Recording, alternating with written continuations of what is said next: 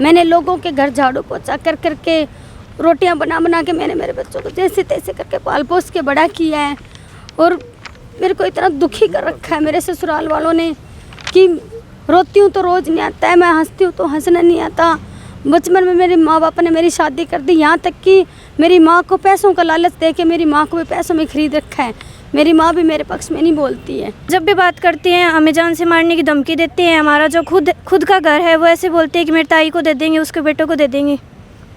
आज तक मेरी मम्मी को कभी उन लोगों ने टॉर्चर ही किया है। हमेशा से मेरी मम्मी को हमें ना हमारे दादा की खेत में से कोई हिस्सा दिया, ना उनके घर में से दिया। उल्टा हमारा खुद का घर भी हमसे छुटवा लिया। 19/9/2020 में हमारे साथ मारपीट करके हमें यहाँ पे किराए पे निकाल दिया गया। अब ना हमें घर पे जाने दे रहे हैं ना कुछ और। क्या करना चाहो आगे पढ़ लिख के? मेरा तो आगे यूपीएससी की तैयारी करके IAS बनने का सपना है। सगला भाई राम मैं थारो देसी पत्रकार रवि। खबर लोग चैनल पर थारो बहुत बहुत स्वागत है। दोस्तों फिलहाल मैं उपस्थित हूँ झुंझुनू कलेक्ट्रेट पर। एक परिवार मेरे साथ है। दोस्तों प्रतिभा की अगर बात करी जाए तो कोई कमी को नहीं है। 10th में 92% लेके यह गुड़िया आई है। मैं आज ही परिवारों थाने पूरी जानकारी दिलवासूँ, रूबरू करवासूँ कि क्यों परेशान ही, क्यों लगातार ये दिल्ली महिला आयोग संपर्क कर रहे हैं, कलेक्ट्रेट में आ रहे हैं, ज्ञापन दे रहे हैं, कौन सी के पूरी मांग ही वह थान में पूरी जानकारी दिलवासूँ। बना रहो वीडियो लास्ट तक देख सो तो भगवान पूरी जानकारी थान मिल जैसे कि क्यों ये परिवार दुखी है। नमस्ते जी। हाँ नमस्ते जी। क्या नाम है थारो? मेरा नाम पूजा है। और जी कटा को कौन सा गांव है थारो? मैं ससुराल मेरा सिंघाना है और ये झुंझुनू है मेरा पियर है। और मैं बहुत बार अपील कर चुकी हूँ कलेक्टर साहब से भी, SP साहब से, और सिंघाना थाना वाले वो मेरी बिल्कुल भी सुनाई नहीं लेते हैं। उन लोगों ने पैसे भर रखे हैं, वहाँ मेरी कोई सुनवाई नहीं हो रही है। मांग की है कि समस्या है कि वजहों से दुखी हो? 2006 से मेरा पति इटली गया हुआ है। अब वहाँ जाकर उसने ईसाई धर्म अपना लिया, खुद को बचाने के लिए उसने शादी कर ली।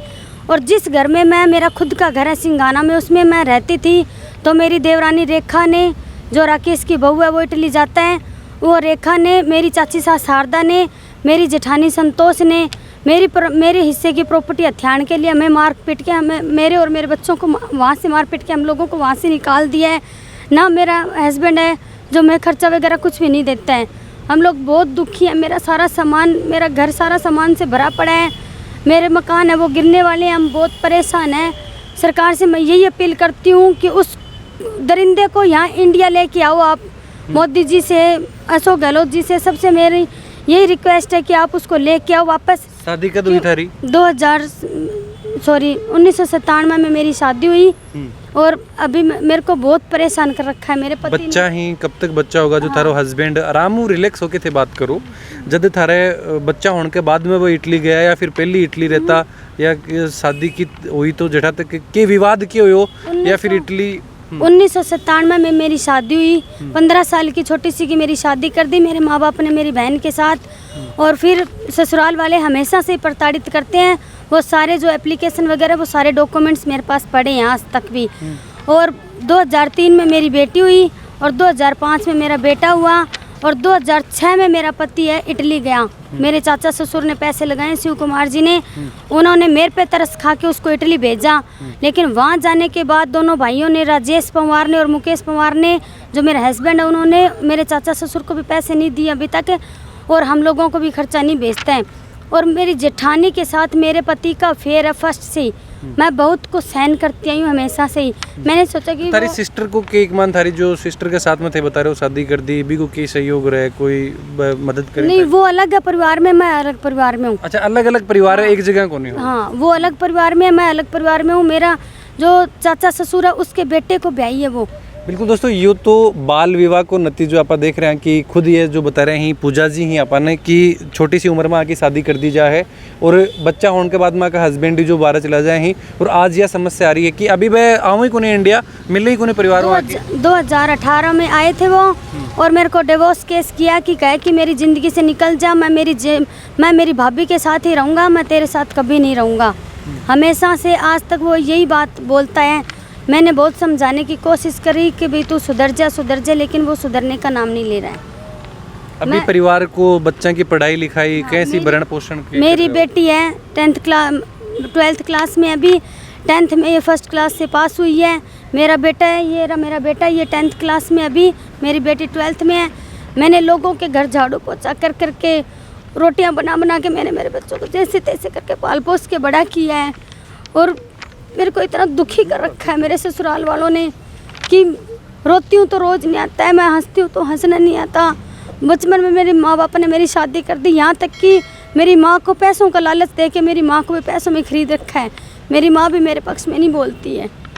मेरा भाई है वो शराबी है, उन लोगों को बस पैसे मिल जाते हैं। मेरी ज़िंदगी से किसी को कोई मतलब नहीं है कि मैं मरूं या जीऊं। और मेरा पति बार बार फ़ोन करके मुझे और मेरे बच्चों को मरवाने की धमकी देता है कि तुम लोगों को मैं जान से मरवा दूंगा। और मैंने तो किसी का कुछ बिगाड़ा ही नहीं है, फिर भी मेरे साथ इतना कुछ हो रहा है। मेरे जेठानी और मेरे ननद के बेटे ने बलात्कार के यहाँ झुंझुनू में उनकी वो ये केस कास हुआ है, तो वो ऐसे फिर रहे हैं, घूम रहे हैं, उन पे क्यों नहीं कोई कार्रवाई? इटली वाला हूँ कोई बाहू बात हो रही है जो थारा हस्बैंड रह रहे हैं इटली में, बाहू कदे कोई बातचीत हुए है अभी के बात वो हमेशा 8 दिन से अब लगातार फ़ोन कर रहा है मेरे को और हमें लोगों को जान से मरवाने की धमकी दे रहा है वो कि तुम लोगों को जान से मरवा दूँगा। कहा कि तू बेटी को पढ़ा रही है क्या, नौकरी लगाएगी, तुम लोगों के पर निकल आए हैं क्या, कि मैं सारे पर कटवा दूंगा तुम लोगों के और मैं इसको जान से मरवा दूंगा।